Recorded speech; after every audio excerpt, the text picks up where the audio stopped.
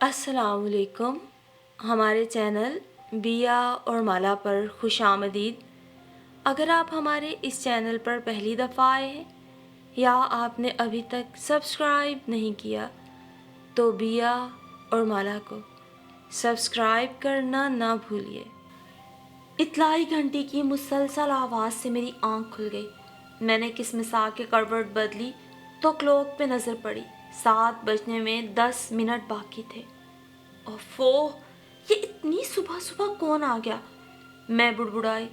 तभी बाथरूम के दरवाजे से आमिर ने झांक कर देखा। उनके चेहरे पे शेव के लिए क्रीम लगी हुई थी और शेविंग ब्रश हाथ में था। मुझे जागता पाके उन्होंने कदरे बेजारी से कहा, देख लो ना भाई ताहिरा, कौन है? कौन, मैं? हाँ भाई, मोहल्ले वालों के देखने से तो अच्छा है कि तुम ही देख लो। ज़ैनब है ना, खुद ही देख लेगी। ज़ैनब को देखना होता तो अब तक देख चुकी होती। वो झुंझुला गए। मजबूरन मुझे उठना पड़ा। इस अरसे में घंटी मजीद 2-3 बार बज चुकी थी। मैंने नागवारी से चप्पल पहने और कॉरिडोर में से गुजरते हुए बच्चों के कमरे में झांक के देखा। यासिर शायद बाथरूम में था और फ़हद को आयशा तैयार करवा रही थी। मैं बेजार बेजार सी गेट की तरफ बढ़ गई। सुबह की नींद मुझे हमेशा से बहुत प्यारी थी। कोई 1000 काम करवाए मगर सुबह सुबह उठने को ना कहे। इसी खौफ से बचने के लिए मैं रात को ही ज़ैनब को बड़े गेट की चाबी दे दिया करती थी कि सुबह वो खुद ही बाहर से ताला खोल के आ जाए ताकि मेरी नींद खराब ना हो। और अब वही हुआ था। मैंने चिढ़कर गेट खोला। 10-12 बरस का बच्चा सामने खड़ा था। क्या है भाई, क्या परेशानी है? मैंने कदरे तलखी से कहा। वो जी, अम्मा ने ये चाबी भिजवाई है, वो आज काम पे नहीं आएगी। लड़का मेरी नागवारी भांप के परेशानी में जल्दी से बोला। क्या? नींद का खुमार एकदम ही उड़न छू हो गया। मैं सोच रही थी कि अभी जाकर दोबारा सो जाऊंगी मगर अब तो बावर्ची खाने में जाना था। मुझे गुस्सा आ गया। 36 दफ़ा तुम्हारी माँ को कहा है कि छुट्टियाँ चाहे 2000 कर ले मगर मुझे पहले से ज़रूर बता जाया करे ताकि मैं साथ साथ काम निपटाती जाऊँ। वो जी, अम्मा को तो काम पर आना था जी, वरना वो चाबी क्यों ले जाती? वो तो जी सुबह उठने लगी तो पता चला बुखार है, बदन बहुत दुख रहा था। अच्छा अच्छा, अब बातें ना बनाओ। मैंने चाबी छीनने के अंदाज में लेकर गेट का छोटा दरवाज़ा धड़ से बंद किया। नींद खराब होने पर तबीयत पहले ही बेजार थी, ऊपर से इतना काम आन पड़ा था। मूड एकदम बहुत ज़्यादा ख़राब हो गया। कमरे में आकर मैंने हाथ में पकड़ी चाबी ज़ोर से टेबल पे पटक दी। कौन था भाई? आमनी ने ड्रेसिंग टेबल के आईने के सामने टाई की नोट लगाते हुए पूछा। ज़ैनब बेगम का पैगाम था, वो आज तशरीफ नहीं ला रही। मेरी तबीयत की बेजारी तल्खी बनकर लहजे में घुल गई। ज़ैनब बेगम तशरीफ नहीं ला रही तो क्या हुआ? आप तो बनफ्से नफीस मौजूद हैं ताहिरा बेगम, उन्होंने मुस्कुराते हुए कहा और इस मजाक पर मेरी जान जल गई। मेरी जगह आप होते ना तब पूछती। मैं तकिया सीधा करके लेट गई। अरे रे, प्लीज़, ये क्या हो रहा है भाई? मुझे देर हो जाएगी। तुम्हें पता ही है अमजद साहब वक्त के अच्छे खासे पाबंद हैं, ना खुद देर से आते हैं ना दूसरों का देर से आना पसंद करते हैं। आमिर घबरा के बोले।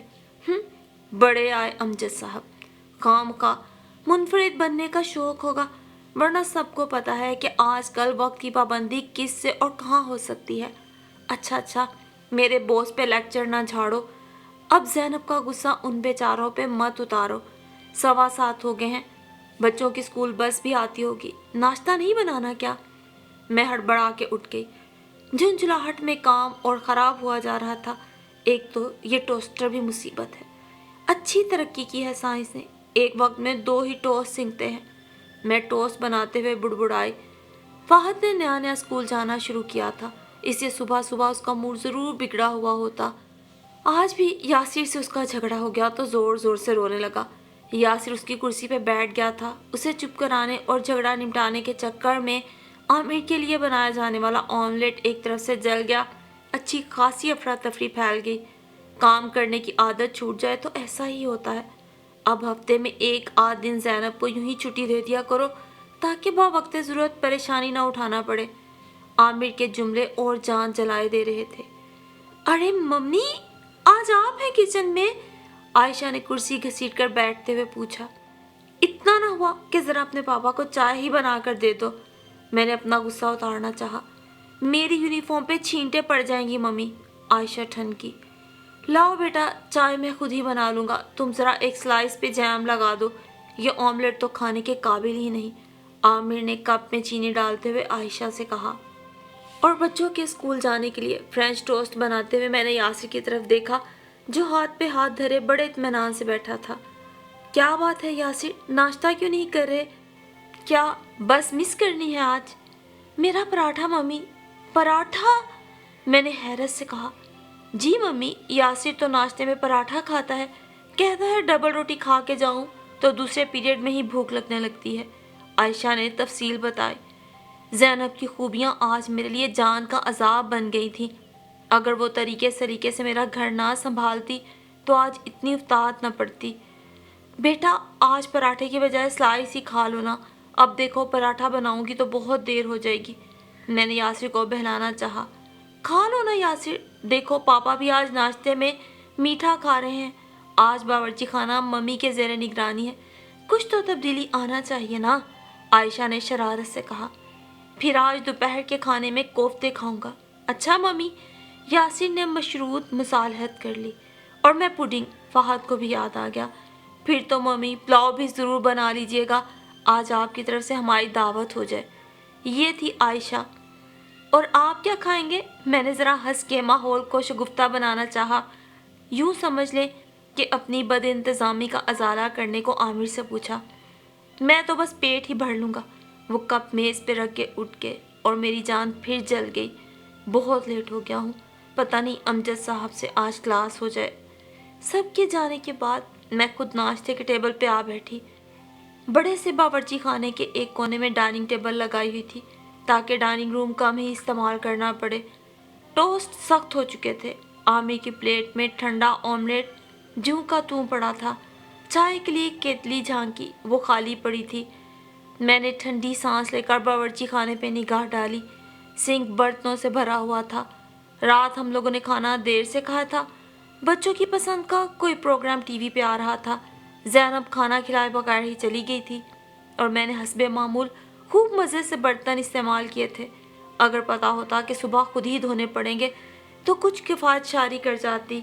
कुकिंग रेंज पर घी के छींटे, फ्रेंच टोस्ट बनाने के चक्कर में अंडों के छिलकों और टपकने वाली बूंदों से भरी हुई स्लैब, इससे ज़्यादा अब मज़ीद ख़राबी बावर्ची खाने में मुमकिन ना थी जितनी अब थी। शुक्र था कि ज़ैनब के ज़िम्मे सिर्फ बावर्ची खाना ही था। अगर कहीं वो सफाई भी करती होती तो यकीनन मेरा मलीदा बन जाता आज। नाश्ते के बाद समझ ना आया कि काम कहाँ से शुरू करूं। तभी सफाई वाली नज़ीरा आ गई, उससे झाड़ पूंछ करवाती रही। दोनों बेडरूम साफ करवाए। कई दिन से सोच रही थी कि पर्दे वगैरह भी झाड़ के दोबारा लगवाऊं। कालीन भी बहुत मैले हो गए थे, बाहर निकाल के साफ करवाना चाहती थी, मगर आज तो ये मुमकिन ना था। फिर भी नज़ीरा से कहा कि ड्राइंग रूम तो कम अज़ कम अच्छी तरह साफ कर ही दे। जमादार के साथ सारा सामान पिछले बरामदे में निकलवा कर अच्छी तरह झाड़ पूंछ करे। मैंने घड़ी देखी, 10 बज रहे थे। अरे, यासिर के लिए कोफ्ते, आयशा का पुलाव और फहद की पुडिंग। मैंने खुद ही सोच लिया था कि आमिर के लिए उनकी पसंदीदा चिकन रोस्ट बना दूंगी। मैं बुड़बुड़ा कर किचन में चली आई। वो जूं का तूं मेरा मुंह चढ़ा रहा था। फ्रीज़र खोल के गोश्त निकाला, कीमे का कोई पैकेट मौजूद न था। मतलब ये कि पहले गोश्त का बड़ा पैकेट घुलाया जाए, फिर अपनी मर्ज़ी का गोश्त लेकर उसका कीमा बनाऊं। सारा वबाल आज ही आना था। पहले सोचा कि कोफ्तों की डिश मुलतवी कर दूं, मगर फिर यासिर के ख़राब मूड का ख्याल आया। तसले में पानी भर के गोश्त का पैकेट उसमें डाला, कुकर धोया, यखनी बनाने के लिए कीमे के लिए गोश्त अलग किया, यखनी चढ़ाई। अभी थोड़ा सा कीमा ही बन पाया था कि लाइट चली गई। धत तेरे की, आज मेरे नसीब में सारे ही इम्तहान रह गए हैं। कोई गेट धड़धड़ा रहा था। मैंने नज़ीरा को आवाज़ दी, जवाब नदारुद। बावर्ची खाने की खिड़की से झांक के देखा, वो जमादार के साथ हंस हंस के कालीन चढ़वाने में मसरूफ़ थी। गेट की तो क्या, उसे मेरी आवाज़ तक सुनाई नहीं दे रही थी। झुंझुला के खुद ही गेट खोलने के लिए जाने का सोचा, कहीं मिसेस दौरानी ना हो। वो आ गई तो 2 बजे से पहले तो क्या ही जाएंगी, सारा काम बीच में रह जाएगा। गेट खोल कर देखा तो बाहर ज़हरा खड़ी थी। अरे, میں حیران رہ گئی. کسی اور کو شاید 12-13 سال بعد دیکھتی تو پہچان نہ پاتی، مگر وہ ویسی کی ویسی ہی تھی، اتنی ہی خوبصورت اور اتنی ہی باوقار. وقت شاید اسے بغیر چھوئے گزر گیا تھا. زہرا تم آؤ، اندر آؤ نا، میں نے کہا. وہ اپنی مخصوص مسکراہٹ چہرے پہ سجائے اندر آ گئی. کالج چھوڑتے وقت سوچا بھی نہ تھا کہ تم سے دوبارہ مل پاؤں گی. کافی بدل گئی ہو تم، جسم بھی بھر گیا ہے تمہارا. اس کا لہجہ بھی اب تک ویسا ہی تھا، دھیما دھیما، دھلا دھلا سا. میں نے ایک نظر جھیم کے اپنے اوپر ڈالی. رات کے ملگجے کپڑے، صفائی کرواتے وقت بالوں میں اٹ جانے والی گرد. صبح سے منہ بھی نہیں دھویا تھا، صرف برش ہی کیا تھا. آؤ اندر بیٹھ کے باتیں کرتے ہیں. کہاں رہیں آپ، کیسے آئیں؟ میں بڑے اعتماد سے اسے لیے ڈرائنگ روم میں آئی. اف توبہ، یہ کیا! سارا ڈرائنگ روم الٹ پلٹ پڑا تھا. میں مہمان تو نہیں ہوں، بیڈ روم میں بیٹھ جاتی ہوں. تم شاید باورچی خانے میں تھی. زہرا نے میرے ہاتھ میں پکڑی چھری اور ہاتھوں سے آتی پیاز کی بو سے ایک دم اندازہ لگا لیا. چلو میں بھی وہیں بیٹھتی ہوں. باورچی خانے کی ابتری میری نظر میں تھی. میں نے اسے روکنا چاہا، مگر کچھ کام کا خیال تھا، اور اس سے بڑھ کر اپنے جدید امریکی سٹائل کے کچن پہ فخر. میرا فل سائز کا فریج، کوکنگ رینج، بڑا سا ڈیپ فریزر، کھانے کی سٹائلش میز، امپورٹڈ کوکنگ رینج. کافی قیمتی تھا میرا باورچی خانہ. آؤ پھر وہیں آ جاؤ. اصل میں آج میری پکانے والی مائی نے چھٹی کر لی. ان نوکروں کے نخرے سہنے کو بھی بڑا جگرا چاہیے، میں نے بڑے نخرے سے کہا. چوپڑ کے کنارے لگے گوشت کے بہنے والے پانی پر مکھیاں بھنبھنا رہی تھیں. سنک میں میلے برتن جوں کے تون تھے. میز پر ناشتے کے برتن ویسے ہی دھرے تھے. میں نے ایک نظر باورچی خانے پہ ڈالی اور ایک نظر زہرا کی نفیس شخصیت پہ. وہ ہمیشہ کی طرح سادہ تھی. لون کا پرنٹڈ سوٹ، باریک کنگن، کانوں میں سفید نگوں کے ہلکے سے ٹاپس. ہاں بتاؤ کیا پسند کرو گی، کولا، اورنج جوس یا کوئی مینگو فلیور؟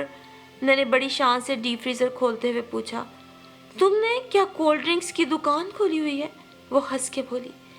کیا کروں بھائی، بچوں کا گھر ہے، سب کی پسند مختلف ہے، سبھی کچھ رکھنا پڑتا ہے. میں نے بڑی بے نیازی سے وضاحت کی.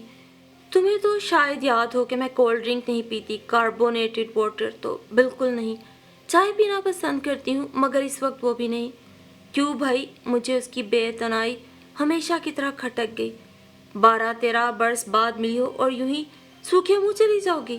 اچھا ایسا کرو، کھانا کھا کے جانا، ابھی 2 منٹ میں بن جائے گا. روسٹ کے لیے مسالہ لگا کر میں نے مرغی رکھ دی ہے. یخنی بھی تیار ہے، کباب فریزر میں موجود ہیں، البتہ کوفتے بنانے ہیں، فٹافٹ بن جائیں گے.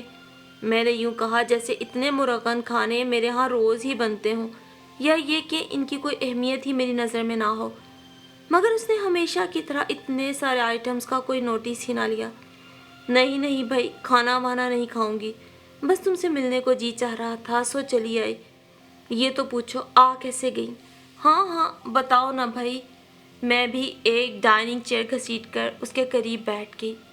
کالج چھوڑنے کے بعد تو امید بھی نہیں تھی کہ کبھی ملیں گے، مگر دیکھ لو کتنی غیر متوقع ملاقات ہے. سچ بڑا دل چاہتا تھا سب سے ملنے کو. سبھی تو بچھڑ گئیں، تم، رابعہ، حمیرہ، بلقیس اور کوثر. تم تو خیر بہت پہلے ہی شادی شدہ ہو گئی تھی. زہرا کو دیکھتے ہی میرا احساس تفاخر پوری آن بان سے دوبارہ جاگ اٹھا. دولت کا گھمنڈ، اونچے اسٹیٹس کا خمار، مثالی گھرانے کا غرور، شاندار فرنیچرز، امپورٹڈ سامان، تعیش. ہاں بھائی، امیر جمیل الدین کی اکلوتی بیٹی تھی، رشتوں کی تو بھرمار رہی. یہی بہت ہے کہ انٹر ہی کر سکی. گریجویشن کا شوق تو دل میں ہی رہ گیا. بعد میں کتنا دل چاہا بی اے کر ہی ڈالوں، مگر عامر نے اتنا موقع ہی نہ دیا. بہت فخرانہ سا گلا تھا میرا. حمیرہ کی شادی تو تمہارے سامنے ہی ہو گئی تھی نا؟ زہرا کا انداز ابھی پہلے جیسا ہی تھا، بلکہ پہلے سے بھی زیادہ پر اعتماد، جس سے میں ہمیشہ ہی چڑا کرتی تھی. ہاں، حمیرہ کی شادی کے دوسرے ہی ہفتے تو عامر کی پوسٹنگ لاہور ہو گئی تھی. کوثر اور بلقیس کی شادیوں کی اطلاع بھی تمہیں ملی ہی ہوگی. صرف میں اور رابعہ ہی گریجویشن کر سکی تھیں، ورنہ باقی سب ادھر ادھر ہو گئی. کچھ ملک سے باہر چلی گئیں، کچھ شہر سے. رابعہ کی اور میری شادیاں تقریباً اکٹھی ہی ہوئی تھیں. तब तक तो तुमसे राब्ता ही नहीं रहा था। तुम भी तो शहर शहर घूमती रही हो। क्या करूं, आमिर की जॉब ही ऐसी है। फिर जहाँ की ब्रांच ज़रा ढीली पड़ने लगती है, वहाँ हालात संभालने को आमिर ही काम आते हैं। मैं फिर से इतराई। हाँ, मेरे मियाँ की भी ट्रांसफ़र कराची हुई तो बस इत्तेफाक से ही पता चल गया कि तुम भी यहीं होती हो। फिर मज़ीद इत्तेफाक ये कि यहाँ नज़दीक ही मेरी एक खाला भी रहती हैं, इसलिए तुम्हारा पता ढूंढने में आसानी रही। यहाँ नज़दीक? हाँ, ये मेन रोड के पार जो सरकारी क्वार्टर्स बने हैं उन्हीं में से एक में है। मेरे खालू सरकारी मुलाजिम है ना, वो हमेशा की तरह अपनी गुर्बत पे ज़रा भी शर्मसार नहीं थी, वरना मैंने कौन सा उसकी खाला से राब्ता रखना था। अगर 2-4 बड़ाइयाँ मार भी लेती तो उसकी सेहत पे क्या असर पड़ जाता, मगर वो तो अज़ली सादगी से बोल रही थी। मैं सुबह ही खाला के यहाँ आई थी, अभी नई नई हूँ ना, इलाकों से ज़्यादा वाकफियत नहीं, ऐसे ही जिक्र कर दिया तुम्हारे पते का, तब इल्म हुआ कि तुम तो बहुत ही नज़दीक हो। फिर रहा नहीं गया। खुदा भला करे आसिम का, जो तुम्हारा घर ढूंढकर मुझे यहाँ पहुँचा गया। लफ्ज़ घर मुझे काफ़ी चुभा। 1000 गज पे बना हुआ ये शानदार बंगला गो हमारा ज़ाती तो नहीं था, मगर फर्म वाले महज हमारे रहने की वजह से ही तो इसका हज़ारों रुपया किराया हर माह अदा कर रहे थे। हाँ, मुझे तो यहाँ की लोकेलिटी ख़ास पसंद नहीं है, मगर क्या करें, मजबूरी है। कराची जैसे शहर में रोज़ तो नई बस्तियाँ बसती हैं। जवाबन ज़ोहरा अपने मखसूस अंदाज से मुस्कुरा दी। मेरी तकरीर का उसने कोई असर ही ना लिया। बोली, बच्चे कितने हैं? 3। आइडियल किस्म के 2 बेटे 1 बेटी। तीनों हबीब पब्लिक स्कूल में पढ़ते हैं। मेरे लहजे से फ़ख्र ज़ाहिर हो रहा था। अच्छा, अब मैं चलूँगी, वो अपना स्याह पर्स उठाते हुए बोली। अरे बैठो ना ज़ोहरा, अभी तो बातें भी ठीक से नहीं हुई हैं, अभी खाना खा के ही जाना। मैं घबरा गई, क्योंकि अभी तक उस पर कोई ख़ास रौब नहीं पड़ सका था। ना उसने मेरा इम्पोर्टेड ड्राइंग रूम देखा, ना मेरा चिन्योटी काम का फर्नीचर, क्रिस्टल के बेशकीमत आराइशी सामान, आसानी अंदाज में सजा हुआ घर, सिर्फ गंदे और गलीज बावर्ची खाने से उठ के जा रही थी। नहीं यार, अब चलूँगी, खाला इंतज़ार कर रही होंगी। खाना तो मैं घर जाके बच्चों के साथ ही खाऊंगी। और हाँ, माफ़ करना, आज पहली दफ़ा गैर मुतवक्को आमद थी, बच्चों के लिए कुछ ला ना सकी। उसने पर्स से कुछ नोट निकालने की कोशिश की, मैं उसका इरादा भांप गई। बेचारी ना जाने खुद कैसे जोड़ जोड़ के इतने जमा करती होगी। यहाँ तो बच्चे सैकड़ों का खिलौना एक ही दिन में तोड़ के फेंक भी देते हैं।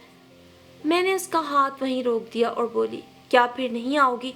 किसी दिन बच्चों और अपने मियाँ को लेकर आओ, सारा दिन रहो, दिल भर के बातें करेंगे, कॉलेज की, अपने मेके की, शहर की। हाँ हाँ ज़रूर, तुम भी आओ ना। मुझे अफसोस है, मैं अभी ठीक से अपने घर का पता नहीं दे सकती, क्योंकि मुझे ज़ुबानी याद नहीं। वैसे भी आजकल हम लोग रेस्ट हाउस में रह रहे हैं। आइंदा आऊँगी तो पता लिखवा के आऊँगी। कुकिंग रेंज का अलार्म बजने लगा। अरे, मैंने चौंक कर कहा, मैं तो भूल ही गई थी। फॉरेन मेड चीज़ों की अहमियत आज ज़्यादा अच्छी तरह समझ आई। अलार्म ना बजता तो रोस्ट का घोस्ट बन जाता।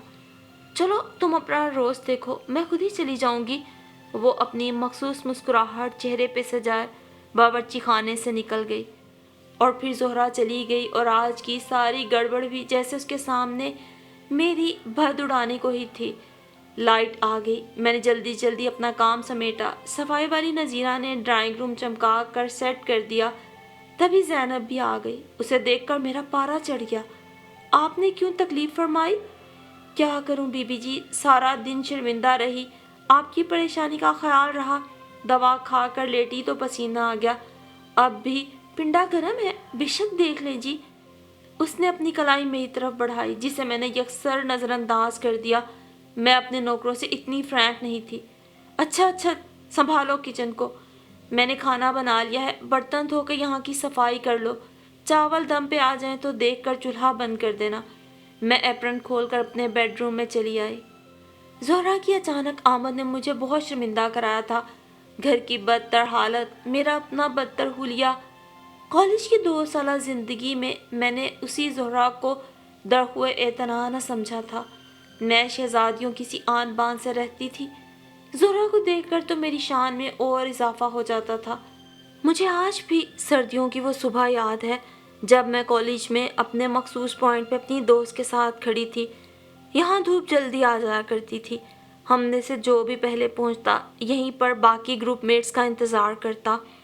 اس روز بھی ہم وہیں کھڑے تھے جب رابعہ کو آتے دیکھا۔ وہ فائل ہاتھ میں پکڑے ایک نئی لڑکی کے ساتھ ہماری طرف آ رہی تھی۔ لو، ایک اور نمونہ، کوثر نے اس کے ساتھ نئی لڑکی کو آتے دیکھ کر کہا۔ میرا خیال ہے کہ رابعہ کا ارادہ پوری بٹالین بنانے کا ہے، میں ناگوار لہجے میں بولی۔ شروع میں ہم تینوں ہی کی دوستی تھی، بعد میں حمیرہ اور بلقیس بھی رابعہ ہی کے ذریعے متعارف کرائی گئیں اور آج یہ نئی بھرتی تھی۔ ہیلو، رابعہ نے فطری بشاشت سے کہا، ان سے ملو، یہ زہرہ ہے۔ کوثر نے ہاتھ ہلایا۔ ناچار میں نے بھی اپنا ہاتھ گرم کوٹ کی جیب سے نکال کر اس سے ملایا۔ کاٹن کا پرنٹڈ سوٹ اور سفید سویٹر، پھیلا کے اوڑھا ہوا جارجٹ کا دوپٹہ۔ میں نے ایک نظر اپنے امپورٹڈ کیٹی کے یونیفارم پہ ڈالی، مگر اس کی شخصیت کی جاذبیت اور کشش کچھ اور ہی تھی۔ زہرہ، یہ طاہرہ ہیں اور یہ کوثر۔ میں نے تمہیں بتایا تھا کہ ہمارا گروپ 5 لڑکیوں پہ مشتمل ہے۔ حمیرہ اور بلقیس ابھی آتی ہی ہوں گی اور تم چھٹی ہو، رابعہ نے مکمل تعارف کروایا۔ شکریہ۔ اس کی آواز بھی دلکش تھی۔ انگلش کی مس ہے نا، مس سائرہ؟ زہرہ ان کی نند ہے۔ رابعہ ہم لوگوں سے مخاطب تھی۔ اوہ اچھا، تبھی۔ میں نے تبھی کو کچھ لمبا کر کے کہا۔ کیا تبھی؟ کوثر نے حیران ہو کے پوچھا۔ تبھی تو ایڈمیشن کے آخری تاریخ گزرنے کے بعد بھی ایڈمیشن لے چکی ہیں، یعنی سفارش؟ نہیں، سفارش پہ نہیں، میرٹ پہ آئی ہوں۔ اس کا نرم لہجہ اعتماد سے پر تھا۔ بغیر کسی احتجاج، بغیر کسی صفائی کے اس نے میری بات میرے منہ پہ واپس دے ماری۔ میں اب تک اپنے گروپ کی نمایاں ترین شخصیت تھی، باقی کچھ کم نہیں تھی، لیکن میری شخصیت کی جاذبیت کچھ زیادہ ہی تھی۔ میری ذہانت حاضر جوابی نے کلاس میں بھی مجھے امتیاز دیا ہوا تھا، مگر اب زہرہ کے سامنے میری شخصیت مان پڑنے لگی تھی۔ وہ سادہ کپڑے پہنتی، عام سے کپڑے کا یونیفارم، کم قیمت پین، سادہ فائل، مگر ان سب کے باوجود وہ نمایاں لگتی۔ میری طبیعت میں غصہ اور چڑچڑا پن آنے لگا، اور اس کا سبب میں نے جلدی ڈھونڈ لیا۔ وہ زہرہ تھی جس نے غیر محسوس طور پہ مجھے شکست دی تھی۔ کلاس میں ٹاپ پر میں ہوا کرتی تھی، اب وہ بلندیوں پہ تھی۔ میری ذہانت زہرہ کی کاٹ کرنے پر خرچ ہونے لگی، اور پھر تھوڑے ہی عرصے میں زہرہ کا ایک ویک پوائنٹ میرے ہاتھ آ گیا۔ تم نے بتایا نہیں زہرہ کہ جب میٹرک میں تمہارے اتنے شاندار نمبر تھے تو تم نے داخلہ لینے میں اتنی دیر کیوں کی؟ کوثر نے اس سے پوچھا۔ اس وقت ہم کینٹین میں تھی۔ کینٹین کا گرم خوشبودار ماحول، بھاپ اڑاتی چائے اور گرم گرم سموسے اڑاتے ہوئے یوں ہی کوثر نے پوچھا تھا۔ میرے خیال میں داخلہ فیس نہیں اکٹھی ہو پائی ہوگی، زہرہ کی بجائے میں نے کہا، زہرہ کو چڑھانے کے لیے، مگر اس نے جن نظروں سے مجھے دیکھا وہ مجھے بہت کچھ سمجھا گئی۔ سکون کی ایک ٹھنڈی لہر میرے دل میں اتر گئی۔ یقیناً زہرہ مالی مسائل کا شکار کسی گھرانے سے تعلق رکھتی تھی، اور یہی ایک منزل ایسی تھی جہاں زہرہ سے آگے تھی میں، آگے، بہت آگے۔ پاپا بزنس کرتے تھے، ان کے لاکھوں کے حساب سے ہونے والے منافع کو خرچ کرنے کے لیے ایک میں ہی تو تھی، یا پھر ممی، سجا ہوا شاندار بنگلہ، آسائش کا بہترین سامان، نوکر چاکر، کیا نہیں تھا ہمارے پاس۔ میرا خیال ہے آج کی اس عیاشی کا بل زہرہ کے ذمہ۔ میں نے چائے ختم کر کے اٹھتے ہوئے بڑی صفاکی سے کہا۔ زہرہ کا چہرہ سرخ ہو گیا۔ 6 لڑکیوں کے لیے سموسے، چاٹ، کریم پف اور چائے کی 6 پیالیوں کا بل اچھا خاصا بڑا تھا۔ زہرہ کے ہونٹ سفید پڑ گئے۔ اس نے کانپتے ہاتھوں سے فائل کھولی۔ مجھے یقین تھا کہ فائل کور میں ایک رومال کے علاوہ اور کچھ نہیں ہوگا۔ میں مزہ لینا چاہتی تھی زہرہ کے سفید پڑتے رنگ اور لرزتی انگلیوں کا، مگر بلقیس نے مزہ کرکرا کر دیا۔ بکواس مت کرو، آج تو میں خود ہی کہہ کر تم سب کو لائی ہوں۔ اس نے فائل کی زپ کھول کے 100 روپے کا نوٹ نکال لیا۔ چلو خیر، پھر کسی دن زہرہ کی میزبانی کو شرف بخشیں گے، میں نے معنی خیز انداز میں ہنستے ہوئے کہا۔ بلقیس کی بروقت مداخلت نے زہرہ کو بڑا حوصلہ دے دیا تھا، وہ سنبھل چکی تھی۔ ہاں، کیوں نہیں، اس نے اپنی مخصوص متانت سے کہا۔ اور پھر میرے ہاتھ تو ایک مشغلہ آ گیا۔ اپنے دل کی جلن اور حسد کم کرنے کو میں زہرا کو ذلیل کرنے میں لگی رہتی۔ باقی سب حیران تھی۔ میری فطرت کا یہ نیا رنگ ان کے سامنے آیا تھا۔ رابعہ نے مجھے سمجھانے کی کوشش بھی کی۔ اس کا خیال تھا یہ سب میں انجانے میں کرتی ہوں۔ تمہیں پتہ نہیں طاہرہ کہ تم بعض اوقات زہرا کو کس قدر دکھی کر دیتی ہو۔ اس کی آنکھوں میں تیرتی افسردگی تمہیں نظر نہیں آتی کیا؟ تمہیں پتہ ہے نسائرہ کی ایک آنٹی کا گھر ہمارے ساتھ ہی ہے۔ میں ان لوگوں کے حالات سے واقف ہوں۔ زہرا کے ابا جی کا اچانک ہی چند ماہ پہلے انتقال ہوا ہے۔ گھر کی معاشی حالت کو سدھارنے کو اس کی بھابھی سارہ اور بھائی اظہر دونوں سروس کر رہے ہیں۔ 2 بڑی بہنیں بیاہی جا چکی ہیں، 4 بہن بھائی اور ہیں۔ تعلیم کا خرچ، روٹی کپڑے کے مسائل، مکان کا کرایہ، روز بروز بڑھنے والی مہنگائی کا مقابلہ۔ خرچ سے ڈر کر زہرا نے کالج میں داخلہ لینے کا ارادہ ملتوی کر دیا تھا، مگر مس سارہ کے اصرار اور اپنے بے پناہ شوق پر اس نے داخلہ تو لے لیا، مگر گھر کے بجٹ پر کافی بوجھ پڑ گیا۔ پلیز طاہرہ، اس کی خوبیوں کو دیکھو، اس کے مسائل کو سمجھو، اس کا دل مت دکھایا کرو۔ بعض اوقات تم اتنی سنگ دل ہو جاتی ہو۔ تم تو مجھے یوں سمجھا رہی ہو جیسے میں چھوٹی سی بچی ہوں، نہ سمجھ بھولی سی۔ میں رابعہ سمیت سب سے روٹھ گئی۔ انہیں کیا کہتی کہ میرے دل کے چور کو پابند سلاسل کر کے میرے سامنے نہ لاؤ، میرے جرم کی تفصیل میرے سامنے بیان نہ کرو۔ میری ناراضگی طول پکڑنے لگی۔ انہوں نے مجھے منانا چاہا، رابعہ نے اپنی بات پہ معذرت کرنا چاہی، مگر میری اکڑ برقرار رہی۔ زہرا نے معاملے کے کھنچاؤ کو جلد ہی محسوس کر لیا۔ کیا بات ہے طاہرہ، تم کچھ پریشان لگتی ہو۔ کون، میں؟ ہاں پریشان تو ہوں۔ کیا پریشانی ہے؟ اس نے نرمی سے پوچھا۔ بتا سکو تو بتا دو، ہو سکتا ہے کوئی حل مل جائے، ہم سب تمہارے دوست ہیں۔ تم کیا بتا پاؤ گی، یہ سراسر دولت مندوں کے مسئلے ہیں۔ میں نے کنکھیوں سے رابعہ کی طرف دیکھا، اس کے چہرے پہ ایک رنگ آ کر گزر سا گیا۔ میں نے زہرا پہ نظر ڈالی، وہ ایک لمحے کو چپکی ہو گئی، پھر اپنی مخصوص مسکراہٹ سے بولی، تم بتاؤ تو صحیح، یہ اور بھی تو ہیں، یہ تو تمہارے طبقے کی ہیں، شاید یہ تمہاری پریشانی سمجھ لے۔ پاپا نے مجھ سے پوچھا ہے کہ تم فرض کلیئر کرنے پر کیا تحفہ لوگی، ڈائمنڈ رنگ، اپنے لیے چھوٹی سی الگ گاڑی۔ میں نے خام خواہ کا جھوٹ کھڑا۔ وہ ہنس پڑی۔ لگتا ہے تمہارے پاپا آج کل فارغ ہیں، تبھی تو سال کے شروع ہوتے ہی اختتام کی باتیں کرنے لگے۔ اس نے مجھے ایک دم چڑھا دیا۔ میں نے رابعہ کی زیر لب مسکراہٹ دیکھی۔ باقی تینوں کا رد عمل بھی کچھ ایسا ہی تھا۔ میں پیر پٹکتی لائبریری کی طرف چل دی۔ تعطیلات سے ایک دن پہلے زہرا نے مجھ سے کہا، اب تو 3 ماہ تک ایک دوسرے سے الگ رہیں گے، پلیز تم اپنا موڈ ٹھیک کر لو۔ میں نے چڑ کے دل میں سوچا، جیسے تم سے الگ رہ کے تو میں تمہیں بہت مس کروں گی نا۔ حمیرہ نے مجھے ایک دھپ چڑھ دی۔ بہت اترا چکی، اب بس کرو۔ سبھی کچھ نہ کچھ بولنے لگیں اور مجھے اپنا موڈ بحال کرنا پڑا۔ چھٹیاں کراچی میں آنٹی کے پاس گزارنے کا پروگرام بن گیا۔ زہرا کے دسمبر ٹیسٹ میں ٹاپ پر رہنے کی خواہش کراچی کی سیر و تفریح نے ختم کر دی۔ واپسی پر میں سب کے لیے قیمتی تحائف لے کر آئی۔ شکریہ بھائی، مگر زہرا کا تحفہ؟ حمیرہ نے اپنا پیکٹ کھولتے ہوئے پوچھا۔ میں نے سوچا زہرا کو 400 روپے نقد ہی دے دوں گی، گھر میں کام آ جائیں گے۔ میں سراسر چھچورے پن پہ اتر آئی تھی۔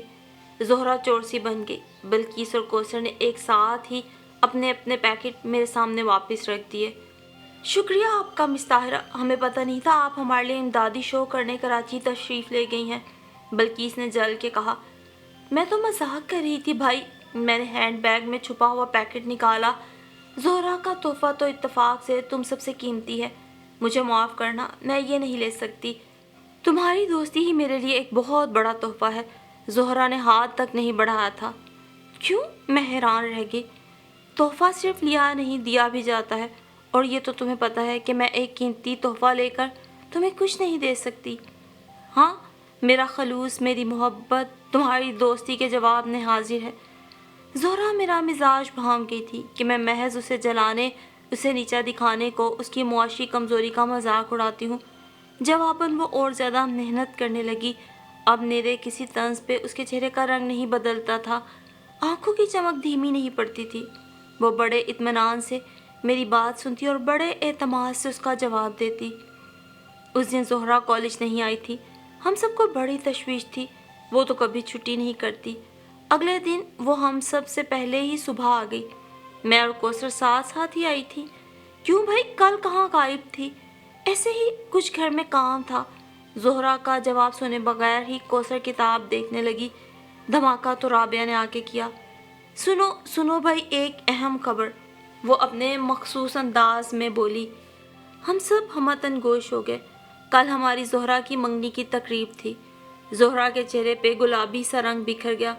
خوشی کے عجیب سے احساس سے اس کا چہرہ دمکنے لگا۔ اب ہم نے اسے غور سے دیکھا۔ اس کی گلابی انگلیوں کے ناخنوں پہ براؤن نیل پالش تھی اور بہت کوشش سے چھڑائے جانے کے باوجود کہیں کہیں افشاں کا ایک آدھ ذرہ بھی چپکا ہوا تھا۔ اس کے حسن کی یہ ایک نئی دلکشی تھی۔ زہرا کے پھپھی زاد ہیں، جمال نام ہے، امریکہ میں ہے۔ رابعہ تفصیل بتا رہی تھی اور میرا دل حلق میں آ رہا تھا۔ زہرا مجھ سے جیت گئی۔ بعد میں رابعہ نے ایک روز جمال کی تصویر بھی لا کر دکھائے۔ بہت خوبصورت اور سمارٹ سا لڑکا تھا۔ ان دنوں لوگوں کو باہر جانے کا اتنا کریز نہیں تھا، اسی لیے بیرون ملک رہنے والوں کو خاص اہمیت دی جاتی تھی۔ پڑھائی کے ساتھ ساتھ وقت کا سفر بھی پھر جاری رہا۔ سیکنڈ ایئر کے امتحانات ہونے والے تھے جب رابعہ نے ہی ایک دن دھیمے سے بتایا، زہرا کی منگنی ٹوٹ گئی۔ جمال بھائی نے گرین کارڈ کے چکر میں کسی امریکن لڑکی سے شادی کر لی۔ میرے دل میں ٹھنڈکیں اتر گئیں۔ خاموش سی زہرا مزید خاموش ہو گئی۔ پھر امتحان کے فوراً بعد عامر میری زندگی کے شریک بن کے آ گئے۔ میں عامر کے ساتھ شہر شہر گھومتی پھری۔ کتنے ہی برس گزر گئے۔ عامر اپنی فرم کے جنرل مینیجر ہو گئے۔ ایکسپورٹ کی ایک غیر ملکی فرم تھی جس کی شاخیں پورے ملک میں پھیلی ہوئی تھیں۔ پیسے کی فراوانی تو پہلے بھی تھی، سو اب بھی رہی۔ دن بہت جلد بیت گئے۔ آج وہ رابعہ یا کسی دوسری سہیلی سے میرا پتہ معلوم ہونے کے بعد میرے ہاں چلی آئی اور مروب ہوئے بغیر واپس بھی چلی گئی۔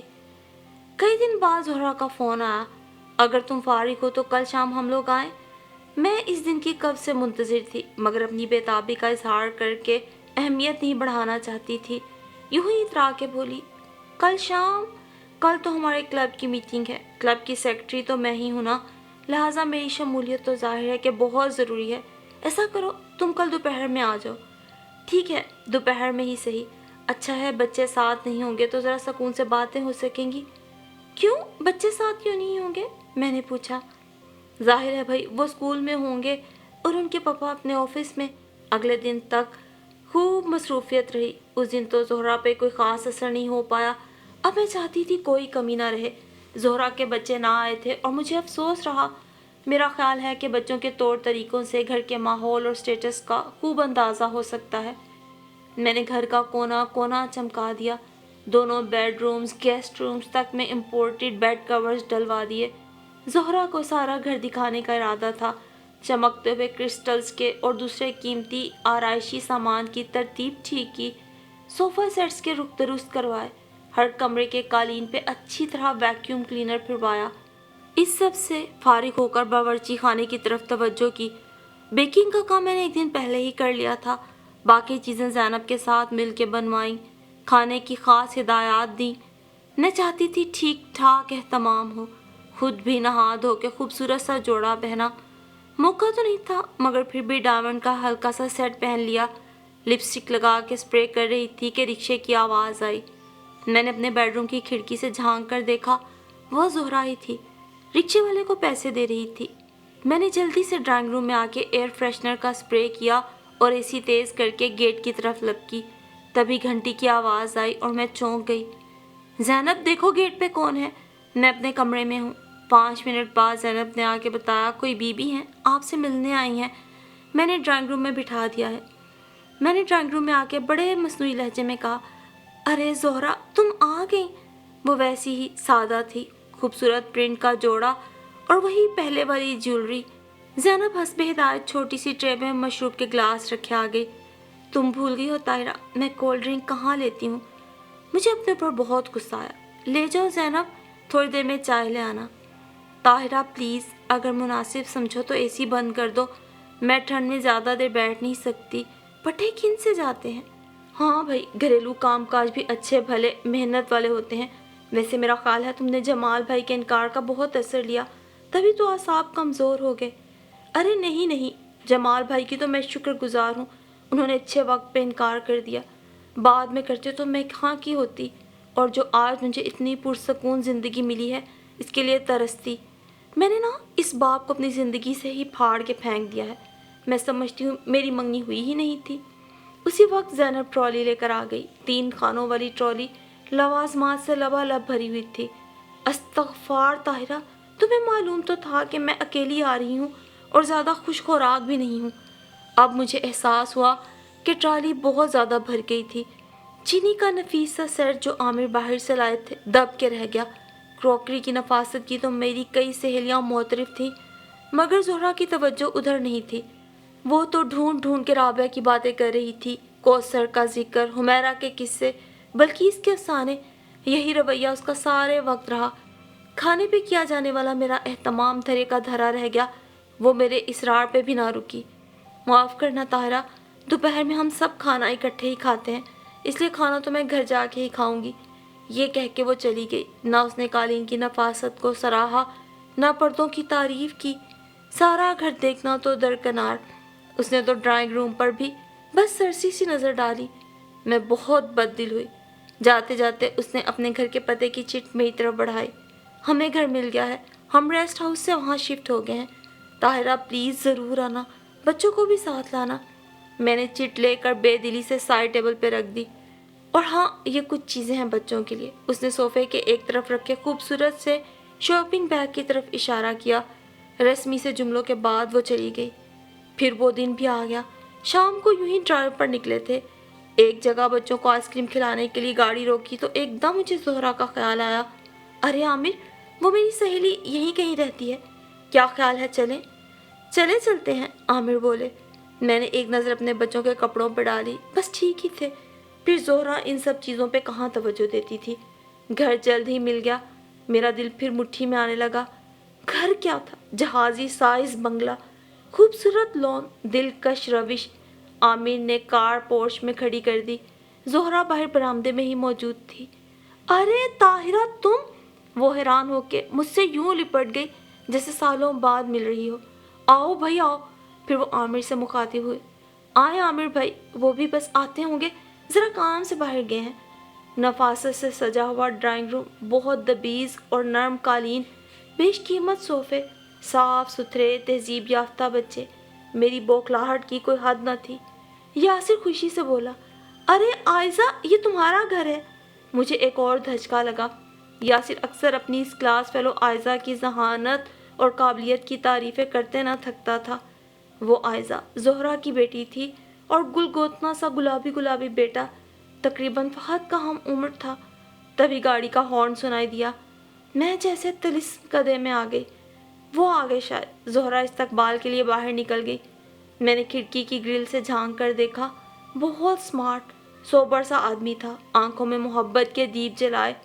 یہ لو بھائی، راستے میں نظر پڑی، ہم نے سوچا بیگم صاحبہ کے لیے لے چلیں، انہیں کہاں سونے اور ہیرے میں دلچسپی۔ وہ خوبصورت سے گجرے زہرا کی طرف بڑھاتے ہوئے کہہ رہا تھا۔ زہرا گجروں کو بالوں میں سجا ہوئے ڈرائنگ روم کی طرف آ گئی۔ یہ طاہرہ ہیں میری دوست، اور یہ عامر بھائی، زہرا نے تعارف کروایا۔ عامر نے سر گھما کر صوفے کی پشت پر سے دیکھا اور پھر اگلے ہی لمحے ہڑبڑا کے اٹھ بیٹھے۔ ارے ارے سر آپ! پھر مجھ سے مخاطب ہوئے۔ طاہرہ، یہ امجد صاحب ہیں، ہمارے مینیجنگ ڈائریکٹر، ابھی چند دن پہلے ہی امریکہ سے آئے ہیں، بڑے نفیس آدمی ہیں۔ اور مجھے یوں محسوس ہوا جیسے میں ایک دم اندر سے ٹوٹ پھوٹ گئی ہوں۔ لیکن اس شکست نے مجھے بتا دیا تھا کہ انسان دولت سے بہت بڑا ہے۔ اور اب سوچتی ہوں تو یقین اور بڑھنے لگتا ہے کہ اتنے سال بعد زہرا کا یوں میری زندگی میں اچانک پھر سے آ جانا شاید قدرت کا مجھے زندگی کا یہ اہم سبق سکھانے کا ہی ایک طریقہ تھا کہ عزتیں انسانوں کے لیے ہوتی ہیں، گھروں، فرنیچروں اور مادی اشیاء کے لیے نہیں۔ اور سچ ہے کہ انسان دولت سے بہت بڑا ہے۔